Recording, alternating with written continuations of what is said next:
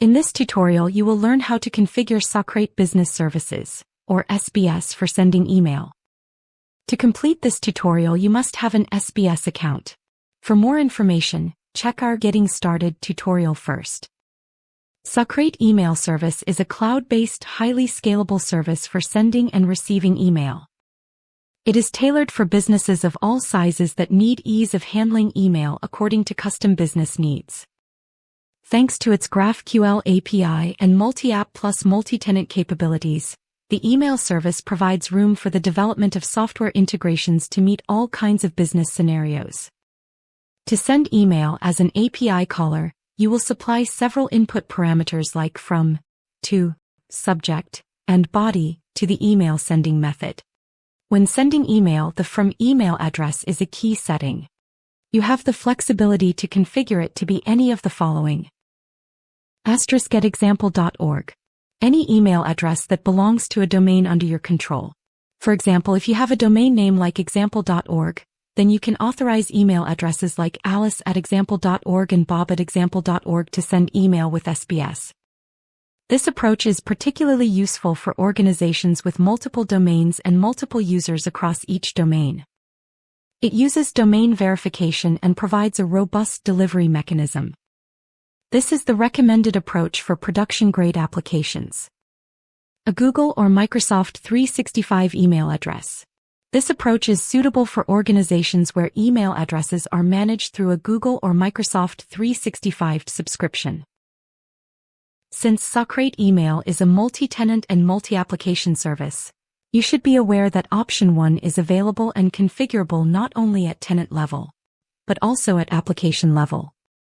This detail is important if your SBS-driven application is used by multiple tenants, and all of them need the ability to send email from the same email address. The rest of this tutorial shows you how to actually configure SBS for all of the scenarios above. First, we'll look at how to configure the from address at each individual tenant level.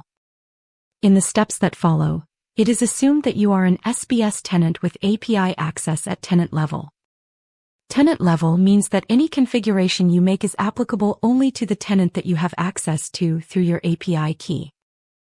If you have a domain name like example.org, then you can authorize email addresses like alice@example.org and bob@example.org to send email with SBS.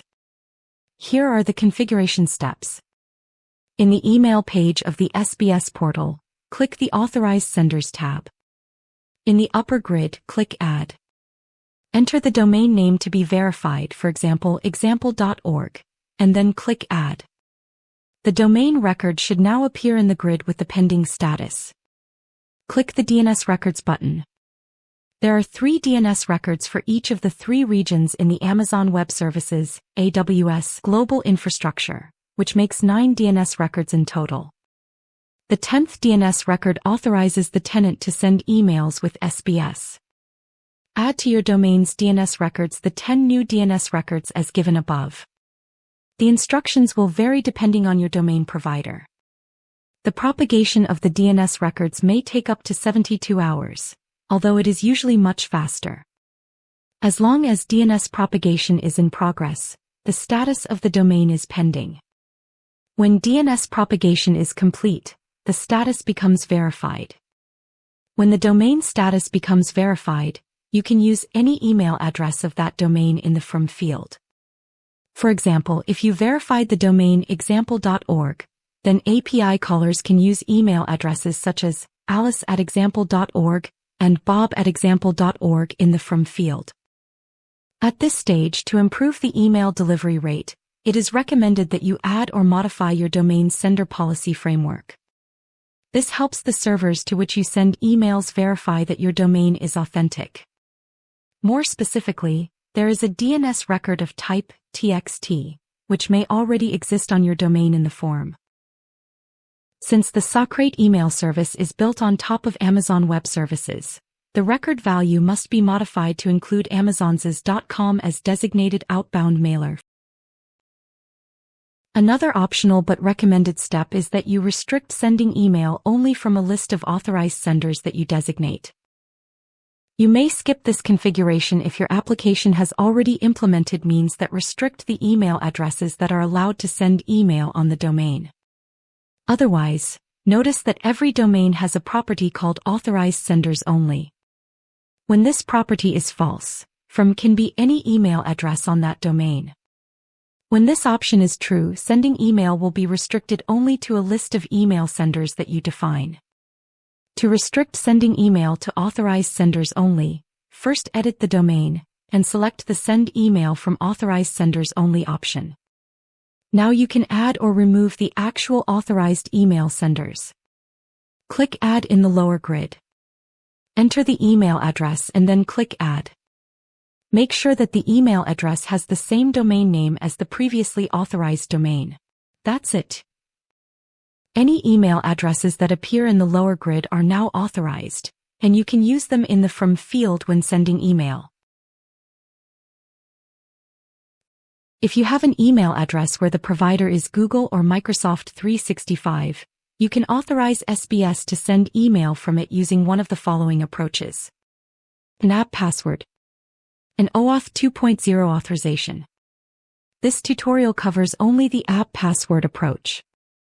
For authorizing a Google or Microsoft email address through OAuth 2.0, check the links under the video. The app password approach requires that you create an app password from your Google or Microsoft account, and then enter it in SBS. To obtain an app password for your Google account, visit myaccount.google.com/apppasswords. Enter an app name, for example, SBS email, and then click Create. To obtain an app password for your Microsoft account, sign into your Microsoft account at Microsoft.com. Click the profile image in the top right corner of the page, and then click My Microsoft Account. Click Security. Click Advanced Security Options. Under App Passwords, click Create a new app password. That's it. Now that you have an app password, you can send email by providing it as input parameter to the email sending API call, for example. Alternatively, you can store the app password in SBS. This enables you to reuse the app password when sending email instead of having to supply it as a parameter in each API call. To store an app password, from the email page of the SBS portal, click the App Password Accounts tab. Click Add.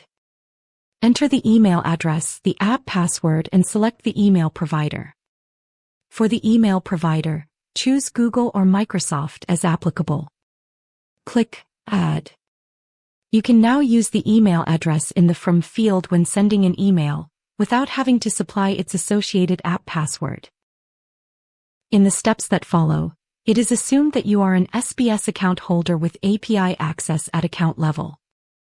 Such level of access provides you the ability to configure the email sending options for all tenants under your SBS account. If you have a domain name like example.org, then you can authorize email addresses like support@example.org and marketing@example.org to send email with SBS at application level. Application level means that any tenant linked to this application through their API key will be able to use the authorized email address in the From field when sending an email. If any tenant uses an email address that is not in the authorized senders list, then sending email will fail with a descriptive error message. Here are the configuration steps. In the email page of the SBS console, click the Authorized Senders tab. In the upper grid, click Add. Enter the domain name to be verified, for example, example.org, and then click Add. The domain record should now appear in the grid with the pending status. Click the DNS Records button. There are 3 DNS records for each of the 3 regions in the Amazon Web Services, AWS, global infrastructure, which makes 9 DNS records in total. The 10th DNS record authorizes the application to send emails with SBS. Add to your domain's DNS records the 10 new DNS records as given above. The instructions will vary depending on your domain provider. The propagation of the DNS records may take up to 72 hours, although it is usually much faster. As long as DNS propagation is in progress, the status of the domain is pending. When DNS propagation is complete, the status becomes verified. When the domain status becomes verified, you can add or remove the actual authorized email senders. Click Add in the lower grid. Enter the email address and then click Add. Make sure that the email address has the same domain name as the previously authorized domain. That's it. Any email addresses that appear in the lower grid are now authorized, and all tenants of the current application can use them in the From field when sending email. This concludes our tutorial. For more information, check the links under the video. Thank you for watching.